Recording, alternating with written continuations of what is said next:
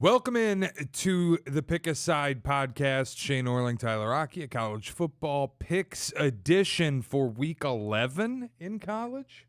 Season coming to an end, which we talked about Monday, is kind of a good feeling. Conference championships are very close because I'm very intrigued by these. Like every single one of the power conference championships is going to be interesting, and not just because of the playoff implications, but every single game I think is going to be pretty good. What happened to your hair today? It's bourbon and bacon. Oh, so you got a little extra ready. Yeah, I was going to say, it looks good. There's something different about it today. Your hair looks good. Watch us on YouTube. Yeah, youtube.com/@pickasideespn. I didn't even think about it because I'm going to go home and take care of it. But I'm heading straight there to go support Carm. Well, look at you. Yep. All right, you got the bourbon and bacon hair ready to go. We got better matchups this weekend. I think we still got brands. And I was thinking about the way we've done it, picking the top games. I kind of just want to go through this board. Yeah, because let's do it. All the games are the way that there's only a couple genuine article top 25 matchups, but there's a lot of games that should have been good, power conference games that feel like you're going to want to watch them at least. And I had a harder time separating what we want to talk about from what we don't want to talk about. So do you mind if I actually start on Friday? Go ahead. I have no weekday action, so go ahead. I love this play. Opening line early in the week was UCF laying 1 at home, the Bounce House against Houston. I did see this. This is now sitting Houston laying 1.5. I'm going to take the steam and run with it. This Willie Fritz team, Houston, I've liked them. It was a bad loss last week to West Virginia, but for the most part this season they have played good football. And Willie Fritz, I think, is going to get himself hired, but it's not like distraction territory yet. They have gone on the road and had big wins at Arizona State. Didn't play great against Texas Tech, but most teams in the Big 12 won't. The point I'm making, they went to Tempe and won. They've done this before. They did it a month ago. Losing at home to West Virginia, it only makes the rest of the games more must win. And the fact of the matter is UCF is terrible. They're awful. Yeah. I think it's important that this number cross the bridge. UCF at home, I never like to bet against, but having opened as a favorite and now it's going the other way, I'm going to ride the steam. I want Houston. All right, go for it. So I just wanted to offer that to you. Okay, let's get into it. Indiana, Penn State. Have you seen how much this line's moved since the preseason look-ahead line? Yeah, it was Penn State laying 16.5 in the preseason, and now it's Indiana laying 14.5 today. 31-point swing. The total's 48.5. Do you like anything here? Because there's a part of me that wants to lay it with Indiana, but I need you to tell me that that I'm not just doing too much. That it's not just stupid guy taking good team against bad team. Can I give you an alternate here? I would love that. Alternate option. Because I think you're right, but we saw how that game played out against Ohio State last week, where it was a sluggish first half. Penn State actually stayed in the game. They ran the ball actually decently well in that first half, and then in the second half, Ohio State just put their foot on the gas. Yes. So maybe you wait for it and get it live after like the first quarter or first half. Just kind of watch and see how it plays out. Okay. Yeah, I'm fine with that because you I'm may not win your 14.5 anyway, so be my guest and play that. It's the side I would frankly lean. But just the way that last week played out, Penn State's defense showed up. You figure a lot of these guys are still trying to get to the NFL at this point too, and it's not like this team is bereft of talent. There is still talent on the team. It's just the season's been a dumpster fire. The other thing I wanted to bring up to you, over 48.5. I told you anytime Indiana's under 50, I think we're in a good place. They can score points in bunches. They scored 55 last week against Maryland. They cleared the total by themselves. I would lean over. It's just not a game I'm dying to bet, quite frankly. But smaller number. I wanted to. Yeah, it is. Isn't like it felt that way to me too. We can get to 48.5. Yeah. And the Ohio State Penn State game was another low one. I think it was 45.5 or 44.5. It went over. It took a lot of second half scoring, but it went over. I don't think Penn State's going to get shut out either. I get that Cignetti likes to make his statements and stuff like that, but I still think that this team can run the football. They did last week, Yeah. especially in the first half. I'll think about it. I'm not going to make it a finalized play, but I'll put it on the card for now. Over 48.5, Indiana, Penn State. Okay, next up for me, I don't know where you're at, BYU, Texas Tech. Yep. This is Fox Big Noon. This is the game of the week for all intents and purposes. And this is where we get our lick back, Shea. Thank God you said it. I don't know if people have noticed. Number 7 BYU is a 10-point road dog to number 8 Texas Tech. And this is where we get our lick back because this isn't a regular play for me. This is reminiscent of Colorado, Oregon. Love it. If I lose to BYU here, I'm going to I might break my television. I won't even be like, obviously, like you give credit to BYU for winning, but I'm not going to feel the way that I feel with A&M, where it's like, you know what, credit where credit's due. Yeah, Like, I know. They're just good. I will never feel that way this year. I might break my television if I lose to BYU again this week because Texas Tech's a quad bomb. This fucking fraud quarterback wearing a stupid number going up against that defensive line on the road in Lubbock. Texas Tech playing for the Big 12 title basically in this game. Same thing BYU. But when you see the number get set the way that it is, a top 10 matchup, two teams separated by a single ranking, both in the top 10, and one of the teams is favored by 10, you ride the favorite. This was Colorado, Oregon. There was a spot earlier in the year we played this. This was last week if you had the balls, Utah, Cincinnati. Utah beat Cincy by 1 billion in a ranked matchup. Start seeing this. What the book is telling you is BYU is not a top 10 team. BYU might not even be a top 25 team. I'm all over Texas Tech. I love it. This defense is going to have to show up in this game because, like, 10 points is still a sizable amount to cover inside of a conference game. I get that it's like newer pieces to the conference too, but this is Texas Tech needs this game so much more than BYU. Maybe I shouldn't say it needs it so much more than BYU does because the Big 12 is going to be a one-bid league, but Texas Tech already has the loss on their ledger right now. BYU is an undefeated team. So the path for Texas Tech, if they lose this game, is that much more difficult to get to the Big 12 title game. Meanwhile, BYU effectively clinches a spot if they win this game. So I'm with you. I like Texas Tech. I think they're just a better all-around team, especially defensively. And I think that you're going to see the best defense in the conference show up in this game and prove why they're the best defense in the conference. Yeah, Bear Morton, good last week, too. I just, this Bear Bachmeier stuff, I can't keep doing it every week. And they should have lost to Iowa State, and then Iowa State collapsed in incredible fashion every way that you could in that game. Sneaky body clock game, too. Yeah, there's a lot going on here where I just, like, I don't buy it I haven't bought it with BYU all year. I don't buy it now. And you're on the road in Lubbock, and you're a 10-point dog. It tells me all I need to know about that fake little number next to your name. I'm all over Texas Tech. Love it. All right, Georgia, Mississippi State. I cede the floor to the senator from Illinois. It's all you. I'm all over Mississippi State in this game. As a 9-point dog at home, they've been a covering machine inside of the SEC. And once again, this is a Georgia team that might be looking ahead a little bit because what's on deck? Texas. So I think that this Mississippi State team, they've had the potency, especially offensively, to just pop some of these really good teams. And Georgia's been a gettable defense against some of these better offenses this year. I think Mississippi State just does enough to hang in the fight against this Georgia defense. It may be a higher scoring game, too. I don't have a play on the total per se, but if you made me pick the total, I'd probably go over the 57.5. 57.5. I agree with you on all the football stuff. Tell me why it's okay to bet the most public dog of the week. Are they really? Everybody's betting Mississippi State, man. It scared the shit out of me. It scared the total bejesus out of me when I looked at it. It's something like 80% of the bets making up 97% of the money.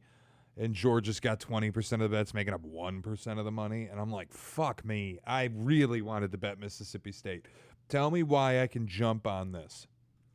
I just think Is it just the football of it and the public wins sometimes? Yeah, I mean, like, just look at the way that Mississippi State has handled some of these top-tier teams. I mean, you damn near beat Texas, a team that both you and I feel like is playing some pretty good football right now and could make it into the playoff.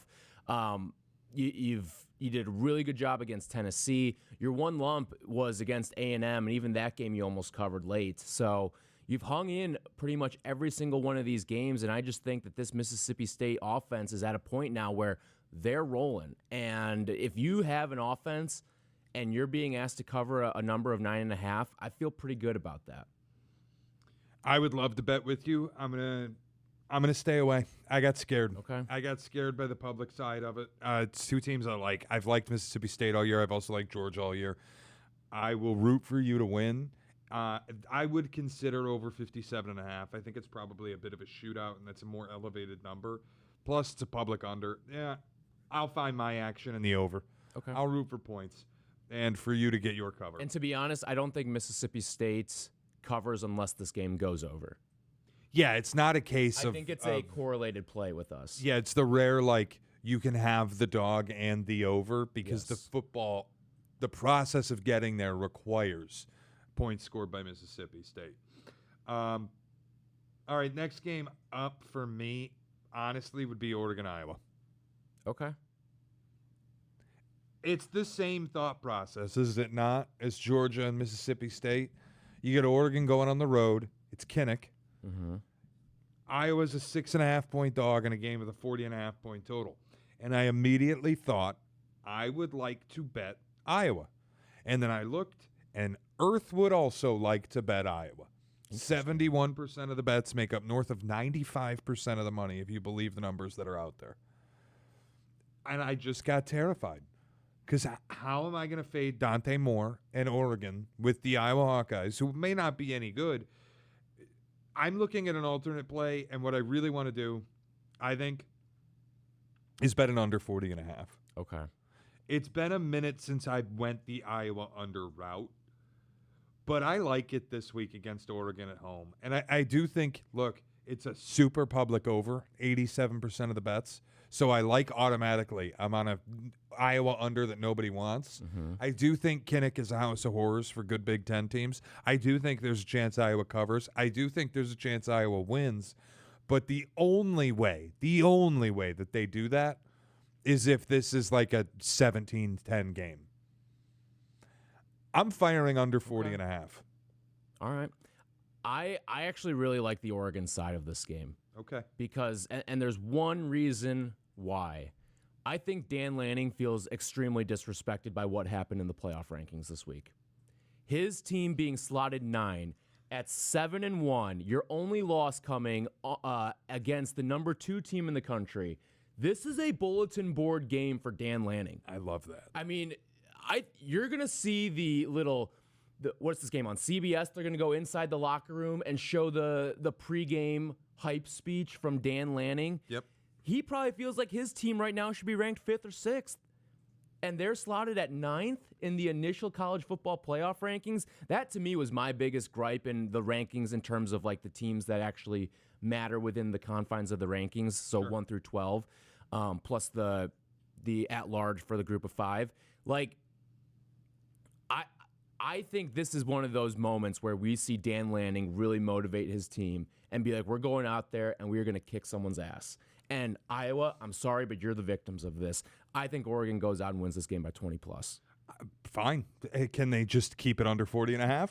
35-0. Yeah, can we get Dial 35 it zip? up. Let's get the win. I think you're probably on the right side after I looked at the bet diff stuff, especially getting inside of a touchdown, getting inside the hook just inside of 7. I'll root for it, but I couldn't find a play on either side. And I started from a position of Iowa and then moved to a position of nothing. Mm-hmm. I did miss a game, but it's so rat shit, I'll just save it for the end anyway. Okay. Do you know where I'm going? Do you have a guess? It's so And it's sandwiched in between. It's so fucking gross. Don't tell me it's Ole Miss and the Citadel. It isn't. No. Okay. Jesus Christ. People, if you're not aware, Ole Miss is favored by 53.5 this weekend. All right, let's get to the SEC, the top 25 games. Yes. TAMU, Texas A&M, going on the road to Mizzou. And Texas A&M is a 7-point favorite. Total's 47.5. Texas A&M's been a wagon this year. They're 8-0. They're number 3 in America.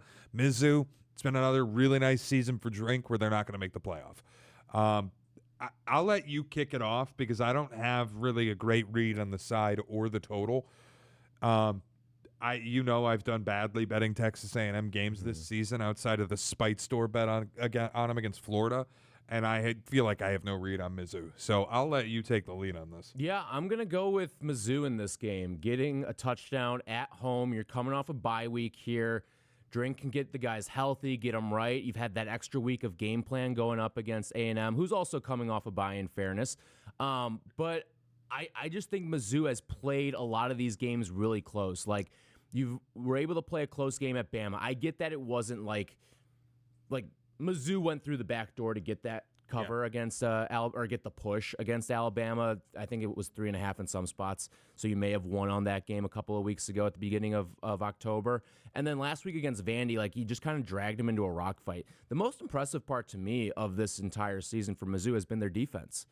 And I know that this is a team that has been predicated on offense over the last couple of years, but their defense has been most impressive to me because even the 27 points against Bama, we're seeing what Bama's doing to some of these teams that we thought had good defenses. Yep. Where they're going out and they're putting up 35, sometimes 40-plus points on some of those teams. And for Mizzou to hold them to 27, what they did against Vandy to slow down that offense too, I like the way the Mizzou's defense is playing right now. You get them at home, and I think you have a chance to outright win this game against A&M this week. You've sold me on a different play, under 47.5. Yeah. I can't get a grip on a side. I hate laying a flat 7 or taking a flat 7. I'd like it, obviously, if it were 6.5. I'm going to tell you something I told you earlier in the year, rather. If it were 6.5, I would like Mizzou or A&M. If it were 7.5, I'd like Mizzou. You want to get paid for that opinion? Bet A&M to win by exactly 7. I guess true. I wonder what I would have made on the Iowa State game. Probably not much because it's just a 3. You're still getting like significantly plus odds though. Yeah, I'm gonna go under 47.5, and part of it is like A&M's offense is good. Marcel Reed's good, but it's so ground reliant. And when you go through the air, so many drives end in turnovers. I don't trust the offense to be consistent. You make a good point about Mizzou's defense. The fact that A&M's going out on the road, you might have to be in a different kind of a snap count here. I'm going to take the under 47.5. Your read on the game feels right. I just don't like taking a flat 7. So I find an alternate play. I'm going to put the next two together. These are 2 games I want to bet, both of them. Okay. And I have the same thought on both of them, unless we think there's something at play here. Auburn-Vandy and LSU-Bama. Okay. Do we get a coach fired thing? coach bump in either game? Because if we don't, I'm betting the favorite in both. Okay, I love Bama laying 10. Yes, I love Bama this week too. I'm with you on that one. You get Bama at home, the way that they've just because Bama has no margin for error. Right. That's the best part about just kind of riding this Bama wave at this point. And like the way that they've been covering a lot of games lately, I get that they didn't against South Carolina, but you've been a pretty good covering team as of late. They cannot lose a game, or otherwise you're in jeopardy of missing out on the SEC title game, and also in jeopardy because, like, if you're an SEC runner-up, 2-loss team, you're getting in. Like, no ifs, ands, or buts about it. This team though has to try to play because remember the playoff format is different this year, where you can get a bye. It doesn't matter where if you're an at-large team. The auto bids are not the buys this year. So I think with Alabama, they're playing for the bye, and the only way to do that is to put up some style points. I think this is one of those style point type of games. We saw what they did to Tennessee. We saw what they did to Vandy. Like that I think is the type of game you're going to see play out here, where the defense shows up, just suffocates them, and then the offense rolls. Yeah, and it's also one of those things where, like, I just don't know that LSU's that talented. The other thing, too, is I do not believe in the new coach bump in college sports anymore. I don't. It's more, I believe in it in the NFL still. I think that's still a real thing. In college, though, I think it's more of a, hey, we're getting our own shit in order. We're figuring out what's our next destination because that's what the sport is. It's free agency 24/7. Yeah. Not just for players, but for coaches too. Well, and think about like Brian Kelly's not an untalented coach. Brian Kelly's he's a piece of shit person, but he's a very talented football coach. Whoever you replace him with is not going to be better than Brian Kelly as a head coach. And I think the reality is their defense just blows. They just are not very talented. Now you get Ty Simpson in Tuscaloosa at home at night against this LSU defense. Still a rivalry. Yeah, of course, but that's the part that scares me. It is still a rivalry. It is kids that still know about this game. And maybe LSU players are feeling a little more free because, like I just said, Brian Kelly, piece of shit. It's not like players were coming out to defend him. Yeah. That's the part that scares me a little bit about it. But at the same time, Alabama's coming off a bye. I don't think Kalen DeBoer's in a position where he's going to let him overlook anybody. They kind of had their look-ahead spot pre-bye against South Carolina, and they survived it. So I just felt like seeing the 10, and the other really important thing is everybody's betting LSU. All right. You get a non-public like Bama more. side. Yeah, it just makes me feel a little more comfortable taking it. The Vandy thing's different. I do feel like Hugh Freeze is a bad enough guy. You might have gotten a bump off of getting him out of there. And Vandy's the more publicly bet side. Now, I'm not saying I'm racing to bet Auburn. But if I like a dog in a game like this, I'm ripping pages out of your playbook. I think it's an under 45.5 play. You're Mr. Total this week. I am. It's funny because I didn't take a single total this week. I'm all sides. There were not sides that I really loved outside of Texas Tech and Bama. And there were totals that I found that I did. So that's just kind of where I landed on everything. Go ahead. But yeah, I think I'm going to go under 45.5. I wanted to bet Vandy. I don't like taking the public side, but there's something weird about Vandy's offense where they can sputter like the first half against Texas so much. The Mizzou game was disgusting. Yeah, it was terrible. And they have a really difficult time getting the air game going against power conference defenses. This Auburn defense, whatever you think of Auburn as a football team, they didn't fire Hugh Freeze because the defense was no good. They fired Hugh Freeze because they can't score in a whorehouse, which plays to my advantage here. You have a terrible quarterback in Jackson Arnold. You have an elite defense. Yes, you're on the road. I know your elite defense travels. I also know your terrible quarterback travels. And Vandy can't throw the ball against anybody good. So for me, under 45.5 became a play. Yeah, kind of like that. All right, what else you got? I'm all good except for my absolute rat shit play. I got three middle others. of the day. Okay, I've got kind of a gross one middle of the day too. Where are you going? Rutgers, Maryland. Same. Let's go. Oh, fuck. Please tell me we're on the same side here. It's a loser leaves town match. And I think one guy's just way closer to getting his number called than the other and might just want to rip the Band-Aid off. Also, all the fun about finding, like, you had the rumors about Loxley getting clipped and then the fake tweet about Loxley getting clipped where suddenly it's a race for the quarterback. What's this, Washington? Malik Washington, yeah. It's a race for the quarterback in the portal, and then, oh, whoops. Actually, it wasn't a real tweet. Mike Loxley still has his job. I'm going to fade that hard. I really like Rutgers in this spot. Okay, getting a point I'm and a on half. the other side. For dueling rationale here, I think Loxley sees that, like, is he sees doing those the rumors and he's like, doing the shit, Dave Aranda trick? my ass is really up against it this week. He's going to do the Dave Aranda win out trick Yep. after the firing. I just think Maryland's the much better team, too. There's been moments where I've really liked them. They've been able to run the football a little bit this year, too. Isn't the point spread a little fucked up at just sitting there at a point and a half with a bad Shiano Rutgers team? Earth's betting Maryland. Is Earth bet in Maryland? Yes, 77% of the bets. If you ride the steam, though, like Maryland opened in this game as a 3.5-point dog. Was that an open, or was that a I can't imagine they're making a preseason line for Maryland Rutgers. You never know. I think you do know on this one. Oh, yeah, wow. 3.5-point dog. Wow. You're effectively picking them to win. So they're riding the number. But, boy, I mean, you start moving point spreads, 4 points. Fuck, do I just take this off the board entirely? Listen, I'm playing Maryland. You do you.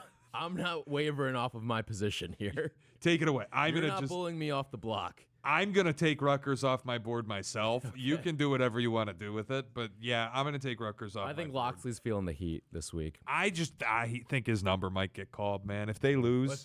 Yeah, it certainly could. That's why I built it the way I did. Shiano might get clipped. Rutgers will not fire a coach in season. And of course not. You think Rutgers wants to dive into this pool too? Of the coaching carousel? No chance. I'm trying to figure out how Michigan State has kept Jonathan Smith employed throughout the bye week. Okay, go ahead. Wow, I have a lot of totals. Go ahead. All right. I got a Big Ten game, a late night Big Ten game. Yuck. UCLA and Nebraska. Yuck. Dylan Raiola done for the year. And UCLA is a 1.5-point favorite. I like the Bruins in this game. I think that UCLA, like, I'm not gonna ding you points for getting your head taken off by Indiana on the road. Like, I just can't do that. You had won 3 straight against what I think is probably better teams than you, but you found ways to win. You'd probably argue Michigan State's not a better team, but that's neither here nor there. Penn State, whatever you thought of Penn State and whatever you've thought of Penn State all year long, is a better team than UCLA. Yep. Maryland is a better team than UCLA, and you have found ways to win those games.